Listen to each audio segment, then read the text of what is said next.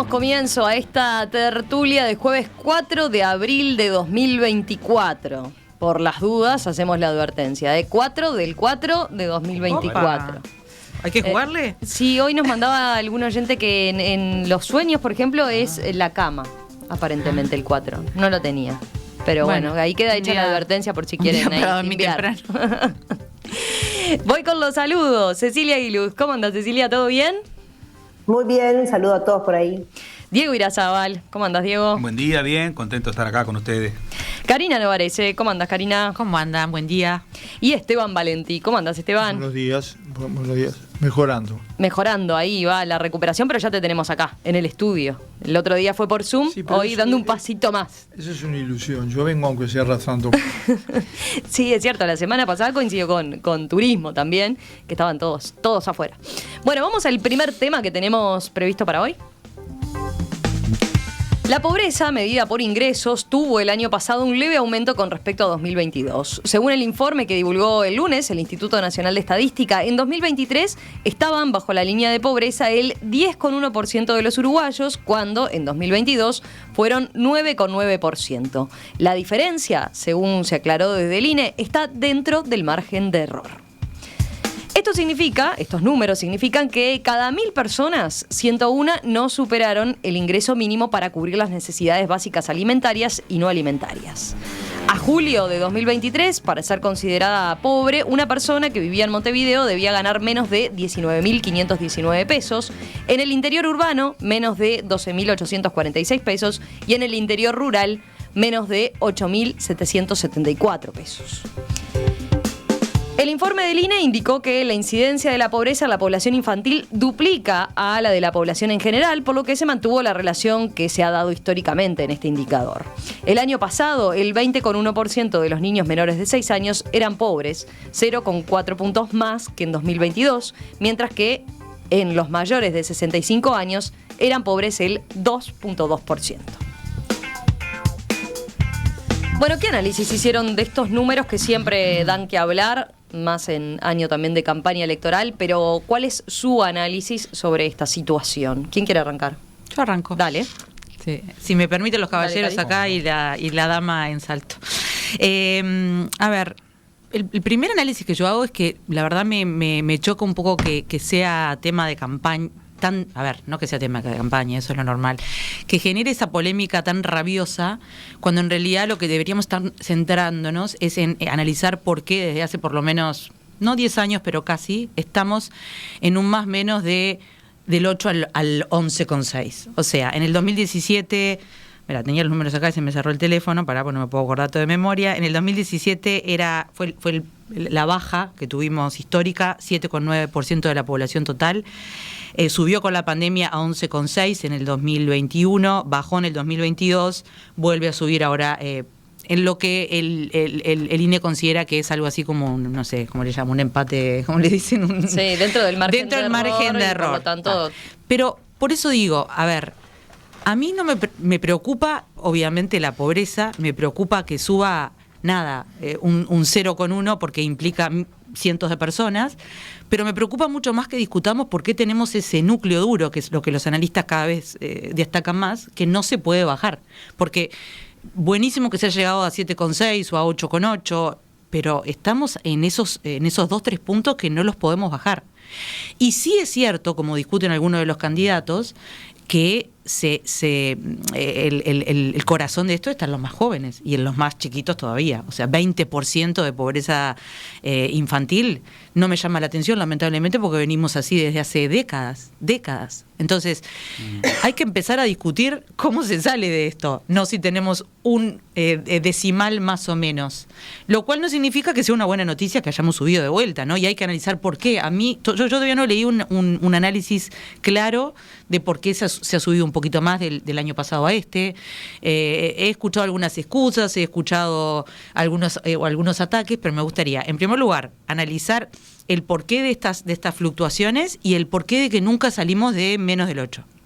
Uh-huh. Para una segunda intervención dejo un poco la comparación con el mundo y con América Latina, que también creo que es importante verlo en el contexto, aunque siempre la pobreza es espantosa. ¿Los demás? A ver, Cecilia, ¿querés ir vos desde allá? Dale. Sí, yo un poco voy a ir por la misma línea en lo general. O sea, discutir este tema en la campaña electoral se puede volver una cuestión de hinchadas y en realidad no es una cuestión de hinchadas. Es un problema muy profundo que tiene nuestro país, que lo tiene arraigado desde hace mucho tiempo. A mí el índice de pobreza es algo que yo permanentemente miro. Todas las informaciones que hay al respecto, trato de estar informada porque para mí es el tema central que tiene en nuestro país y que va de la mano con otros indicadores que no pueden obviarse, que es el desempleo, que es la vivienda y que este análisis que estamos haciendo ahora corresponde a un indicador de pobreza visto desde el punto de vista económico, o sea, ingreso per cápita. Pero hay otro análisis de la pobreza que se hace en base a las NBI, o sea, a las necesidades básicas insatisfechas. Si vos comparás cualquiera de los dos, podrá haber un número más, un número menos, podrá haber alguna cuestión que, por ejemplo, los técnicos puedan llamar en el margen de error, pero permanentemente estamos sobre situaciones muy similares, salvando el tema de la pandemia, que fue una situación diferente, salvando lo que fue la crisis del 2002, que también descompaginó todos los números, pero de un tiempo a esta parte existe un núcleo duro, y en eso comparto con Karina, existe un núcleo duro que no puede ser parte de una campaña electoral de hinchadas, porque es un problema real que tiene nuestro país. Entonces, como problema real, tiene que ser analizado también en un fenómeno comparativo con otra situación. Y hay un elemento que yo quiero incorporar acá porque me parece sumamente importante, y es la desigualdad territorial que existe en nuestro país.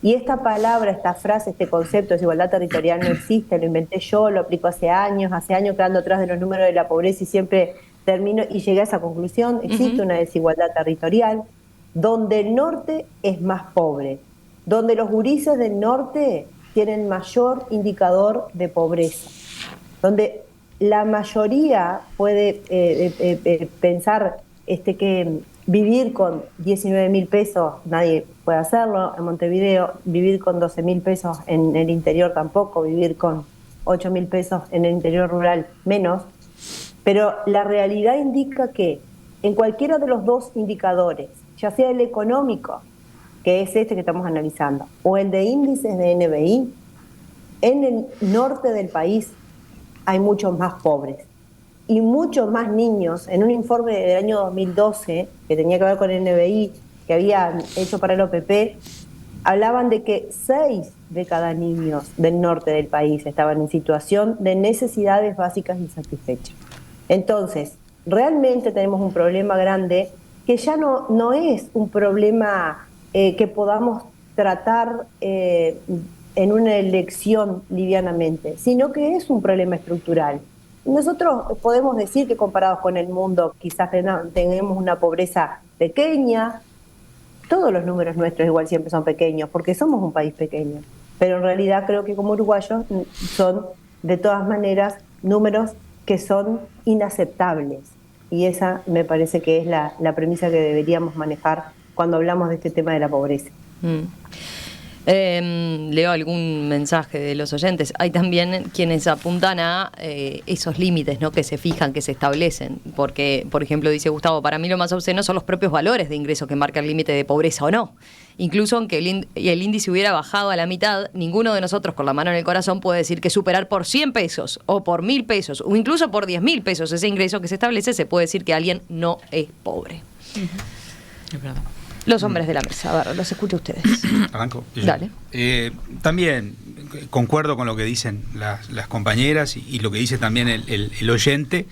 Yo creo que a mí la sensación que me generó cuando veo las cifras y que en realidad me entero más por las repercusiones políticas que por la publicación de las cifras. Primero leo las repercusiones políticas y digo, realmente el Uruguay tiene que tener una conversación de adultos en el tema pobreza. Ya no esa conversación de camisetear, como decía, de hinchada, digamos, ¿no? Como decía Cecilia, de la cuestión política partidaria, porque estamos 3 meses en la interna y en el año electoral. tiene que haber una conversación de adultos, decir, acá tenemos 10% más o menos de personas que están en una situación de pobreza, y yo creo que si sacamos otros indicadores, porque también uno toma los indicadores como un axioma que ya está, nadie los cuestiona, y yo creo que si más allá de la línea de pobreza, del ingreso económico, si miráramos otras cuestiones de educación, nivel temas culturales, es mucho más la pobreza, y lo viene haciendo hace años. Y vos decís, ese es el drama del Uruguay, cuando vos tenés 10% y una infantilización de la pobreza que no empezó ahora, viene también de antes. ¿Y por qué digo esto de antes? Porque son temas estructurales. Y eso es dramático. Los gurises que están creciendo en esos contextos, no hay futuro para un país si vos tenés miles y miles y miles de niños creciendo en ese tipo de situaciones. No tenés futuro. Entonces, tengamos una conversación de adultos de ¿qué hacemos con eso, no? Más allá de los números, de los datos, que como dice el informe, estadísticamente es irrelevante, o sea, los números son fríos, acá estamos hablando de personas, digo. Entonces, ese 10%, ¿cómo vamos a revertir esa situación? Es lo que el Uruguay tiene que empezar a discutir. Vuelvo a decir, no solo desde el punto de vista de los números. Acá hubo salió en la diaria la otra vez, y Cotelo le hizo la entrevista a este economista Esponda, creo, Fernando Esponda, ¿puede ser? El de la diaria que hizo un análisis diciendo, bueno, está bien, más allá del índice de Gini y el índice de desarrollo humano, etcétera, hay otros indicadores. Y vos acá tenés la población carcelaria, 15.000 presos, la mayoría son jóvenes sin educación. ¿Y esos jóvenes que nacieron en el 2020? No. Entonces, ¿y por qué digo esto? Porque tampoco puede venir los candidatos del Frente Amplio ahora asombrados con los números de la pobreza. Después que dejaron, después de 15 años de bonanza, 600 asentamientos, 200.000 personas viviendo en asentamientos. Entonces, ¿por qué digo esto? No porque decir, pero mirá que ustedes y nosotros y empezar en esa. Tengamos una conversación de adultos en el tema pobreza, pero no vengamos ahora con que algunos están descubriendo la pobreza. Entonces, ese es un drama el Uruguay. Solo una cosa, no nos olvidemos que a la vuelta de la democracia tuvimos casi 30% de pobreza. O sea, no lo acotaría a un periodo de gobierno ni a un partido. Correcto. Porque creo que esas son las generaciones que se siguen, y es casi un milagro que del 30 al 10, con esos bolsones de pobreza, lamentablemente, pero es algo que no... Por eso no se puede hacer el análisis del último periodo. Si se quiere ser Dale más cerquita del micrófono, hay que analizar todo el proceso.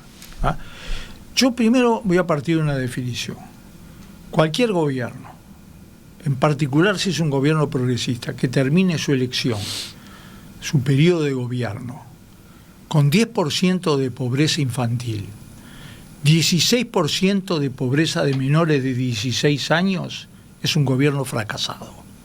Imagínese qué es lo que pienso sobre temas sociales de este gobierno. Me importa un pito que las elecciones sean dentro de 5 años o 50 años. Es un gobierno... ¿Por qué fracasado?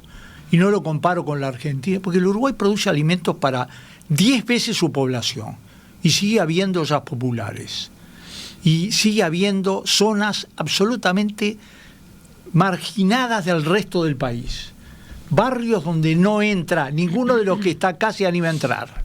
A ver, vayan a los Palomares, a ver si alguno de ustedes se anima a poner un pie adentro. ¿Y qué pasa? Tomemos las cuentas, todas las cifras. En el año 2004, en este país, había 40% de pobreza y 50% de pobreza infantil. Entonces no hablemos de las cosas estructurales como si fueran vinieran de las nubes. Del año 2004 al año 2019 se bajó de 40 a 8%, y la indigencia al 1 y pico, y esas son cifras políticas, sociales, culturales, de todo tipo. Tomá la cifra de antes, entonces. No te bases solo en la crisis, porque la crisis iba a levantar, como levantó la pandemia. Con la mejor economía, los mejores precios internacionales. Ustedes con el cuento de los precios internacionales yo te hablo que hagas... Ustedes se han pasado explicando eso con los precios internacionales, y ahora tienen buenos precios internacionales y todo va para el carajo. Entonces, la pandemia, la sequía. Y además otra cosa, si todo hubiera sido un proceso de la infancia, un proceso de la pobreza, no muchachos, hubo $5.000 millones escuchen bien, 2.000 en cuentas de más de $250.000 que crecieron en el Uruguay y 3.000 que salieron al exterior, que engrosaron un núcleo pequeñísimo de la sociedad uruguaya. Y eso no lo puede negar nadie, porque la sociedad no es simplemente un campo yermo, está lleno de accidentes. Ahí te estamos basando en estudios de AEBU, ¿no? Por ejemplo, que ha hecho sobre las cuentas bancarias. No, pero además lo de los 3.000 millones es muy fácil. Vas al Banco Internacional de Crédito que mide todos los meses y salieron 3.000 millones de dólares. Entonces, no, estamos hablando de cosas. ¿Cómo no se va a discutir esto en una campaña electoral? No, Está bien. hay que discutirlo que cada de otra uno manera. haga su aporte. Yo lo digo para el futuro gobierno. ¿Por qué crecieron tanto los asentamientos en esos años? No, ¿sabes qué pasa? Los asentamientos crecieron y bajaron porque se fue consolidando. Los dejaron en 600. Sí, efectivamente. Porque es un proceso que se va consolidando y la gente sale de la pobreza, como salió fue al 2004, y trataba de algún lugar intermedio. Después se consolidó. ¿Por qué creció la cantidad de gente en la calle al 70%? Por eso, Cecilia hablaba de necesidades básicas insatisfechas. Que es mucho más amplio. Claro, y ahí aparece la vivienda. Este gobierno, en materia de indicadores sociales, con todas las dificultades del principio, pero con todo lo que fue estos 4 años de crecimiento relativo, etcétera, es un fracaso social. Completo, absoluto y total. No solamente no bajó, sino que subió la pobreza del año 2023 al 2022. Ahora 100.000 pobres más que tantas gárgaras hicieron con eso. No. Nos dejan un ratito a este lado de la mesa. Yo pido que pasen a la diaria casi si es cierto o no que todavía no alcanzamos los niveles de pobreza del 2019. No los alcanzamos. ¿No? ¿Está? Estamos por encima. ¿Sí? Y entonces, no es... Después de la pandemia, pero después de la guerra, después de la sequía. Ustedes son el gobierno de la explicación. Se están metiendo en la discusión que criticamos con respecto a otros. Hasta ahora venía criticando. Se ha dejado de explicar todo. Compra 2 Hércules, que son 2 latas de sardinas, y dice que la pandemia. 30 segundos. A ver, primer punto. Miremos, y todos los oyentes pueden mirarlo, lo googlean y aparece la evolución de la pobreza, por lo menos desde el año 84 hasta ahora. No vayamos para atrás porque van a ver que subimos de los milicos no, de antes de los milicos también veníamos bastante mal. Los milicos siempre tienen la culpa de todo, pero salimos muy mal. No importa, no me detengas ahí. Vamos a ver cómo eso era una monstruosidad, como acaban de decir, empezó a bajar. Después del 2004, el 2012 fue a la miércoles, bla, bla, bla. Yo pregunto, ¿por qué en estos últimos 30, 40 años nadie del sistema político, o que yo recuerde, y ahora tampoco en este periodo donde tenemos 7 u 8 referéndums, Romina, me pierdo? En cantidad de referéndums hay 8. 5. ¿5? Bueno, sí. 5. ¿Por qué tenemos un referéndum sobre las jubilaciones donde hay 2% de pobreza? Una vergüenza. 2% de pobreza y nunca tenemos referéndum, no digo que sea la herramienta, pero nunca tenemos referéndum para mejorar la pobreza infantil. No votan. Los niños no se organizan. Señores, no entonces, votan. No votan, pero son el futuro del país, pero son nuestros hijos, son no sé qué. A ver, entonces, hablemos del sistema político amplio, no hablemos solamente hablemos de los gremios, hablemos de las organizaciones.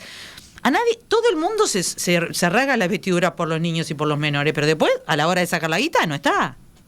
Y cuando yo siento las discusiones políticas de un lado o del otro, no escucho planes de cómo queremos sacarlos. Sí a través de la educación, sí a través de la reforma, pero no escucho, bueno, vamos a darle esto para que estos chiquilines... Cuando hablan de está el proyecto de ley de la diputada Cristina Lustenberg que trata sobre cómo reorganizar las prestaciones hacia la infancia y venía con un amplio apoyo y sin embargo no salió. Totalmente. Está trancado. Mira, yo te me necesito acordar porque es tremendo proyecto para estudiarlo, para analizarlo. Y sin embargo, lo que seguimos lo que estamos discutiendo son el criterio de la décima más o la décima menos o el 2019 o el 2022. A nadie le gusta tener que suba la pobreza. Ahora, tampoco estamos viendo ninguna propuesta con respecto a la pobreza infantil. Y la pobreza infantil sabemos que está apretada ahí y no se mueve. Y como decía Cecilia, mucho peor territorialmente. Entonces, es un fracaso del sistema y es un fracaso, sí, de este gobierno. Y también es un fracaso de los gobiernos anteriores. La pobreza infantil estaba horrorosa. Los asentamientos donde viven la mayoría de los niños en este país, no la mayoría, un porcentaje muy grande, ¿Por qué proliferan? Porque no pueden pagar con esos 33.000 pesos que definen la pobreza en base a 2 personas. No se puede pagar vivienda. No hay otra razón. Entonces, también las políticas de vivienda están en el medio. A ver, hay una cantidad de temas, pero no justifiquemos ni la pobreza, ni esta polémica, esta argumentación absolutamente superficial. Yo por lo menos no lo puedo justificar.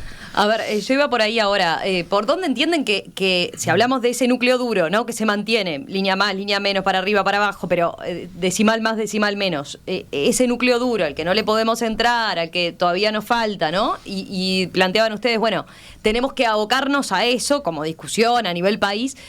¿Por dónde entienden que pasan entonces las alternativas? ¿Cuál debería ser la política pública que puede cambiar la situación? ¿Es aumentar las transferencias? ¿Por dónde entienden que pasa? Sí. Mira, yo quiero decir una cuestión acá que me parece interesante, y es que yo no soy partidaria, por ejemplo, en lo personal, como es lo que opinamos acá, del asistencialismo. Si nosotros seguimos trabajando con el concepto del asistencialismo, nunca vamos a cambiar esta realidad desde mi punto de vista. Yo creo que hay un elemento que es importantísimo para poder trabajar en este sector, y es el empleo. Hay un gran problema de desempleo, sobre todo en la gente más vulnerable y en los que están bajo la línea de pobreza. Y eso se ve más en el norte. Si tú te fijas, las gráficas, mira, estos días cuando daban los porcentajes de pobreza, los departamentos que tienen mayor pobreza del país son Artigas, Rivera, Cerro Largo y Salta. ¿Ah? Mayor pobreza del país. Si tú mirás los bonos sociales de UTE que tienen esos mismos departamentos, coinciden prácticamente con los porcentajes que tienen de pobreza. Si tú mirás las prestaciones de MIDE, coinciden. Por ejemplo, en Salto somos 100.000 habitantes y hay 11.000 personas que tienen bonos de UTE. Hay 11.000 personas que tienen prestaciones del MIDE. Eso no es nuevo, porque van cambiando los planes, pero siempre es el mismo núcleo duro. Como decía hoy Karina, hay un núcleo duro. Yo te puedo hablar de lo que pasa en mi departamento, y eso se sigue sosteniendo. Y es un departamento que está desde hace 20 años por encima de la media de la desocupación. Y cuando tiene ocupación, la ocupación es informal, porque la mayor parte de la gente trabaja en la sazonalidad. Por lo tanto, estamos hablando, yo no soy ningún especialista, pero los números, hoy yo escribía justamente un artículo en el diario que decía los números rojos de Salto, los números esos te indican que es la misma población. ¿Y cuál es el factor fundamental que tiene esa población? Que no tiene empleo, y no tiene empleo estable, no tiene trabajo esa gente. Y el otro elemento que cuando yo, que conozco a centenares de ellos, están tremendamente endeudados, entonces tampoco pueden salir a buscar otra solución, ¿no? Porque es como un porcentaje de gente que está encorsetado para la vida normal, digamos, que te piden cuando vos te vas a presentar en un trabajo. Así, ¿qué estudio tenés? ¿Qué referencias tenés? ¿Qué antecedentes laborales tenés? Y bueno, o van a sacar o van a presentarse para algo y están en el clearing. O sea, esa gente, que es la que nos debe ocupar y que es a la cual muchos de nosotros conocemos, tiene problemas que no son solo uno, no es solo cómo atacamos la pobreza, sino cuál es la génesis de esa pobreza. ¿Cuál es la génesis? Y bueno, la mayoría de ellos están dependiendo de que el MIDES le dé una tarjeta, que tengan una asignación familiar, que les den una cuenta de luz que paguen el 10%, que eso es lo que sucede, que le den una garrafa de gas que paga el 50%. Entonces, si nosotros no nos damos cuenta que ese es el verdadero problema y que es mucho más profundo, porque es cómo en realidad trabajamos para que esa gente tenga otras metas de vida. Yo hace un tiempo en una maestría escribía que el asistencialismo para mí es como la forma de esclavitud moderna. Cuando vos tenés a una persona que solamente puede depender del Estado, es una persona que tiene limitaciones en su libertad y limitaciones para decidir. Decidir en todo, no estoy hablando solo de la política, en todo. Incluso a dónde educa a sus hijos, qué es lo que pueden hacer, cómo pueden salir adelante. Entonces, Por eso quería plantear esto. El tema del asistencialismo para mí no Pero es la es salida. Evidentemente hay que buscar cosas integrales. Hasta más complejo, ¿no? Pienso en eso que señala Cecilia, porque mira, por ejemplo, hay un oyente, aquí voy a citar a Marcelo, que dice, como todos los sismos, la idea de asistencialismo no deja pensar. Si miramos solo el empleo, termina siendo muy reductivo. Si no hay políticas que ofrezcan espacios de cuidados para los niños, ¿cómo voy a trabajar? ¿Cómo dejo mi casa sola? Más aún si vivo en un contexto signado por la desigualdad, por ejemplo. Y además los propios niños, si se quiere sacar a los niños por lo menos de la pobreza intelectual, que es el primer paso para después salir, ojalá, de una pobreza económica pura y dura como la que se está midiendo ahora, necesitas no solo una reforma educativa, necesitas escuelas de doble horario, necesitas que salgan con un mínimo de habilidades que les permita tener esas calificaciones que hoy piden los empleos. Esos niños no van a tener esas calificaciones y no van a conseguir empleos de calidad, van a conseguir los empleos que recién estaba definiendo que un mes haga que estén arriba de la línea de pobreza, claro, que un mes haga que estén por debajo, y ahí después entonces, analicemos. es ahí donde yo digo que no veo decisiones estructurales, que no veo, un poco lo dije en broma, pero un poco en serio, los referéndum, no creo que esto se arregle con un referéndum. Lo que digo es que el sistema político amplio habla, pero no está preocupado en el fondo por esto. A ver, la otra vez leía a un periodista argentino que hacía un análisis de las políticas en Argentina para sacar a cierto segmento de la población de la miseria, de la pobreza estructural y llevarla a otro estado, ¿no? de situación. Y hay un puente entre una situación y otra. Dice, el tema es que en Argentina, con todos los planes y ese asistencialismo, la gente se quedó a vivir en esos puentes. No llegó a la otra punta. Y ese es el gran tema de ese 10%. O sea, obviamente que vamos arriba con lo de la garrafa, lo de la tarifa de la UTE, el bono crianza, que esto, que aquello, todo esas transferencias que hay que seguir dando, porque le cambian la realidad de la vida cotidiana a la gente, por supuesto. Es una diferencia, hace la diferencia. Para las personas que están viviendo en esa situación, eso hace la diferencia. Pero al mismo tiempo, un poco lo que decías vos, bueno, la educación. Yo creo que la clave de todo esto, pero claro, es un proceso a largo plazo, pero en definitiva es la educación. Pero que viene siendo un proceso a largo plazo desde hace 40 años. Claro, pero y el sistema político no reconoce... Ojo, se ha mejorado, lo reconozco. No reconoce que estamos mal en eso. ¿Qué decía José Pedro Varela en 1868? Decía, ¿qué le falta a los países, a la América del Sur, para ser asiento de naciones poderosas? Una educación difundida entre la masa de sus habitantes. La educación, la instrucción del pueblo es la verdadera locomotora del progreso, decía José Pedro Varela. Hoy en realidad la educación lo vemos como la verdadera locomotora del progreso en este país y para ese segmento de la población. No, le estamos dando educación de calidad a ellos. Yo creo que no. Digo, los indicadores demuestran que hay quintiles, ¿no? La diferencia entre los quintiles. O sea, ahí hay un tema de fondo. Y lo otro es esa soberbia del Estado de creer, porque ahora empiezan todos los políticos a ver quién pone el nombre más ocurrente al programa de intervención socioterritorial, de presencia territorial articulada, empiezan con todo eso transversal, con enfoque de género. Lean la entrevista del padre Mateos en El País del domingo. Es muy buena y el tipo de alguna manera lo que está diciendo es, bueno, nosotros sabemos hacer las cosas, podemos hacer, estamos sacando gente de la pobreza, ahora déjame trabajar, denme recursos, necesito recursos, no, pero el Estado lo hago yo, y si te doy plata tenés que hacer lo que yo digo. No, loco, vamos a dejar trabajar a esa gente que sabe que está metida en la pobreza. Si te doy plata se arma algún escándalo político como se ha armado, se arma algún escándalo político como se ha armado en el último periodo. ¿A quién se la da? ¿Por qué se la sacaste a este? Porque, bueno. Por eso, para mí tiene que haber un cambio de paradigma.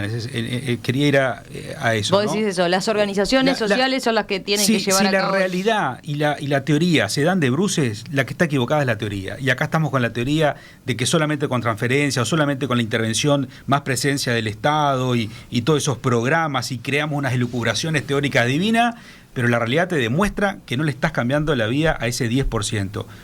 Cambia la teoría.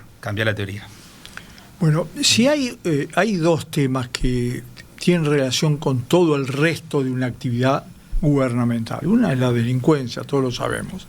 Es decir, está asociado incluso a este tema del que estamos hablando. El otro tema es el tema de la pobreza. No hay una medida, por eso es tan complejo definir las estrategias. tiene que ver con la asistencia social en serio, ¿no? Con fragmentar los jubilados y los pensionistas del resto de las políticas sociales, por ejemplo, la política de cuidado. Tiene que ver con la política de viviendas, de las supuestas 50.000 viviendas que no existen. Tiene que ver con la educación como un tema central. Una buena medida eran los 150 liceos que proponía Talvi de tiempo completo en zonas claves. Eso era realmente atacar temas de fondo, ¿no? Estructurales.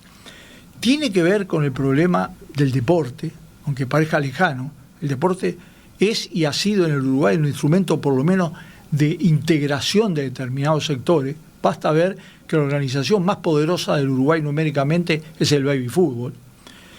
Tiene que ver con los problemas de la seguridad.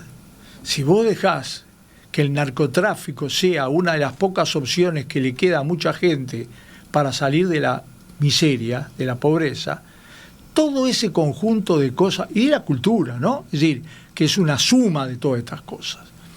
Por lo tanto, yo creo que efectivamente vamos a ver a lo largo de la campaña diferentes propuestas. Algunas que se hicieron en las elecciones anteriores, de diferentes fuentes, y otras que se vienen haciendo, pero lo cierto es que tenemos experiencia en el Uruguay. No es cierto que nunca bajamos la pobreza. ¿No? Nosotros la bajamos muchísimo. Nadie dijo que nunca se bajó la pobreza. Déjame terminar de hablar. Pero que estás diciendo algo que no dijimos. Y vos también. No. Vos déjame terminar. Yo te dejo terminar, pero no digas cosas que no dijimos. No, yo te dije que vos habías dicho. Que no dijimos en esta mesa. Bueno, pero se dice de que en el Uruguay poco menos que es un problema sin solución. No es cierto. No es cierto. Claro en el que Uruguay, nadie desconoce. Un gobierno, que el próximo gobierno no reduzca por lo menos al 50% de la pobreza, en especial la pobreza infantil y la pobreza hasta 16 años, es un gobierno fracasado, haya hecho lo que haya hecho, sea del partido que sea. Ahora, una de las cosas que no hay que hacer es la que hizo este gobierno. Este gobierno le sacó plata a la educación, este gobierno le sacó plata a la salud, que es otra de las cosas claves. Este gobierno administró de determinada manera las políticas sociales. No estamos hablando en el desierto, pasaron cosas. Y esas cosas, ojo. El número de la salud lo tenés porque no me suena, perdón. ¿Sí? ¿Que no te suena? No me lo recuerdo. Bueno, yo te digo lo siguiente, la salud empeoró en el sector público. No, te hablo de la plata que le sacaron. No, la plata la usaron en buena medida para negociados. Y si querés te lo menciono. Uh-huh. Las ambulancias contratadas a una proveeduría marítima es un negociado. La caída de... Pero ojo que había negociados también. Pero no me conté. Bueno, lo que vos quieras. Pero está mal igual. Nos estamos yendo lejos de la caída de Casa de Galicia es otro negocio. Y hay muchos. Lo del hospital de Castillo cayéndose a pedazos con un préstamo específico, esas son políticas que no hay que aplicar. Cuando habíamos salido notoriamente de la crisis grave del sistema de salud. La política que proponía la Lustenberg, que era un sector pero inteligente, articulada con todos los partidos, pasan esas cosas insólitas. Es lo mismo que el tema de no poner a dedo a los funcionarios en la intendencia. Se fracturan las coaliciones, porque ahí había apoyo de todos los partidos y no salió. Entonces, primero tenemos experiencia. Segundo, tenemos experiencia de lo que no hay que hacer. Tercero, tenemos cuadros, porque para hacer ciertas políticas hace falta tener cuadros. Y tenemos cuadros académicos, políticos, en las diferentes dependencias, como para hacer una política de shock. ¿Para qué? Para invertir esto que ha pasado durante estos 4 años. Es que la pobreza se ha quedado estancada o subiendo. Eso es lo que hay que evitar. Pero además, con un rasgo, si nosotros en el próximo periodo no aumentamos la producción de alimentos, que es lo único que en este país está asegurado en el mundo, y pasamos de los 30 y pico de millones a los 50, que se puede, con un manejo adecuado y con respeto al ambiente, es notorio que de ahí también del riego. Crecimiento... Con riego. Por ejemplo, con riego, siempre y cuando se use bien el agua y se baje el costo de la energía eléctrica. pobreza? Masate Ya ahora. venimos enseguida con ¿Y la otro tema pobreza aquí en la sabe cuánto tertulia. estaba?